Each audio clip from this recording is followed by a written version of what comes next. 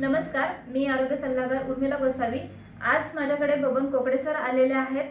तर आपण त्यांना विचारणार आहोत की अमृत ज्यूस घेण्यापूर्वी आणि अमृत ज्यूस घेतल्यानंतर त्यांना काय रिझल्ट भेटलेला आहे, आपण त्यांच्याकडून ऐकूयात। सर, तुमची ओळख करून द्या आणि तुम्हाला अमृत ज्यूसमुळे मिळालेला रिझल्ट सांगा। मी बबन मल्हारी कोकडे, राहणार नावरा।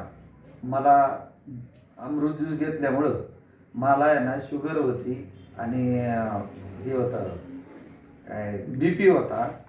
त्यामुळं त्या BP आणि शुगरला फरक पडला। त्यामध्ये गुडघ्यासाठी पण मला गुडघं दुखत असताना त्याला औषध घेतलं तर त्या गुडघासुद्धा माझा दुखायचा राहिला। माझं वजन पण कमी झालं।